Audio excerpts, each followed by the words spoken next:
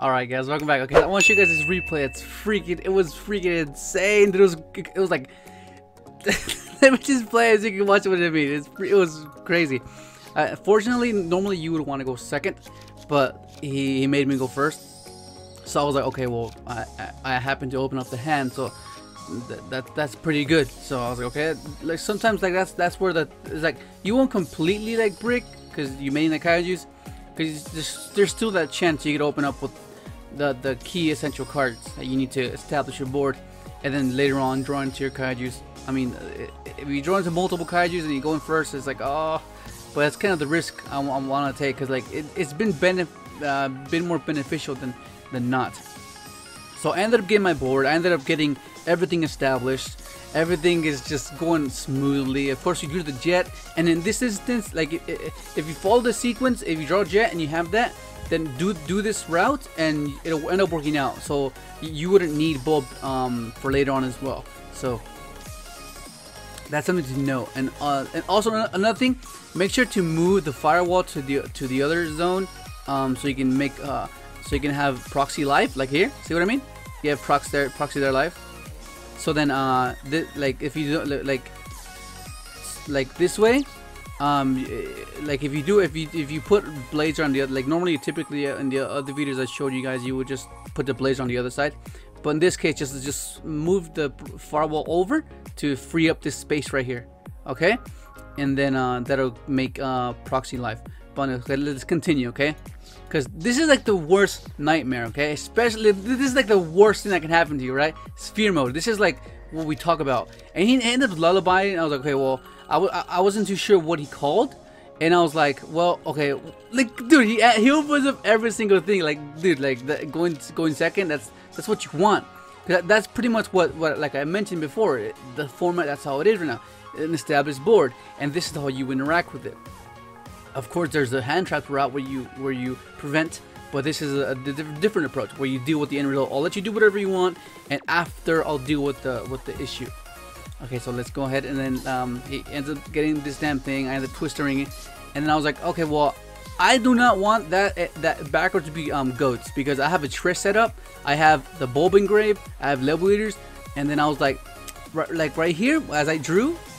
So I end phase that, right? And it was a reincarnation. I was like, okay, that's not so bad.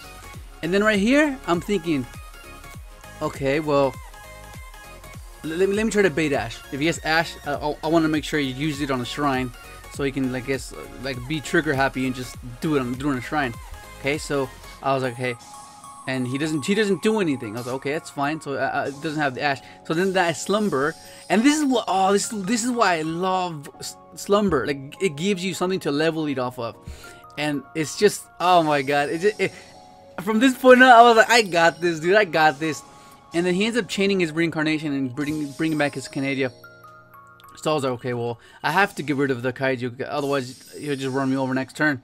So I was like, okay, well, I mean, the chances of here would be like him getting a reincarnation and bringing it back that way. But I was like, I think it's worth it. It's like a simplified game state. Top decking is where I'm not too, like, because I'm like running out of resources. All I have is a Black Rose and I have an Excel, and I have nothing else left. Nothing, dude. Like, nothing, dude. And sometimes these situations come up more than you think. Okay, so then okay, I go, okay, well, that's fine. And then let me get a kaiju. And right here at this moment, I was like, wait, I can't tribute this damn thing, because this card can't be tributed. I was like, okay, so how did I do this? And then I remember from playing against the Grand Maju deck that he only activates that effect once per turn when it battles, and it vanishes. It's like, oh, okay, so I can try to get a Black Rose on board, right? So I was like, okay, I think I got this. I think I got this. Because I'll attack with Synchro, level E, tribute for Gamma Seal, attack with Gamma Seal, and then attack with Black Rose and get it out of the way, right? And I was like, dude, this is freaking insane. Like, these type of duels just make it so exciting to play. Like, this is what it's meant to do. Of course, you choose the way you interact. And then he summons this damn thing. I was like, okay, what the heck is this? And at this point, I was like, what else do I do? What else can I possibly draw? I was like, because I have no, okay, I can't do anything with Excel. Nothing. Like, how am I gonna? And it, oh my god, the universe, oh my god, thank the Lord, I freaking have this damn thing. I ended up drawing mind control. And dude, if this card has been proving itself time and time again, dude. This card is insane. Oh my god, let me put that list. Alright, so here it is. Not much has changed. I'm still working on the side deck because that's the main concern I have right now. The extra, it's a little bit. I'm thinking of taking out for sure. I think I'm gonna take out 2 proxies and put in 2 binary sorcerers, or the link too, because cherries is just too brutal. And I'm still going back and forth on the black rose, whether to play ancient fairy or play black rose. I'm not too sure. But the main deck, I like how it is. Even at 41, I just like how it is. It just fits perfect. But one thing I've been considering is just playing Resonator, because just getting to that level 1 tuner is really important to finish off your Blazer play. But so far these 2 just make it enough. And I mean, there's you playing the tuners themselves, they're 1 for 1, they're playing Foolish.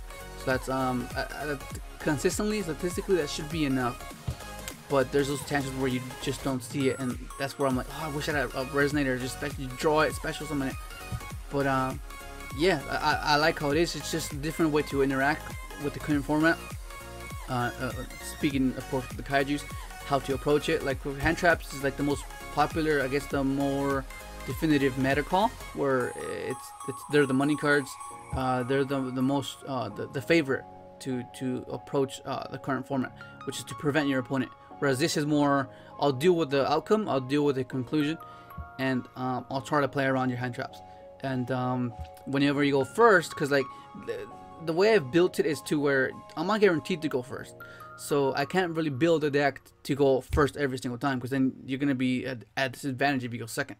So I was thinking like, okay, well, how about I build it to go second, so if I win the die roll, I can choose to go second, and then games 2 and 3, whenever I go first, I side the kaiju engine out and then put in traps, because these are still powerful traps.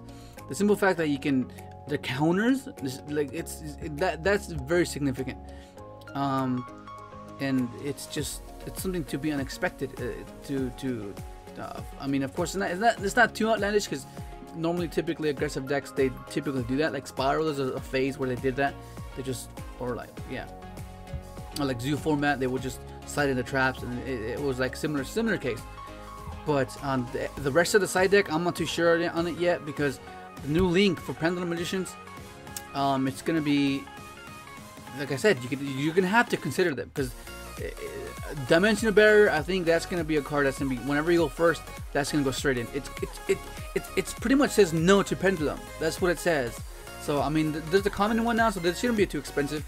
But I think if you want to get them, if you don't have them, you get them now, because you never know, because like, whenever there's a particular weakness for a specific deck, that tends to skyrocket, depending on how popular the deck is. So yeah, just thinking about how to approach it, because I have to personalize and work the side deck accordingly, and like personalize it pretty much to this deck, because it's a different deck, a different approach to how a typical meta top tier deck is. But that's pretty much gonna be it. That was an epic replay, man. That was freaking insane, and that's pretty much gonna be it. Hopefully you enjoyed the video, and thanks for watching.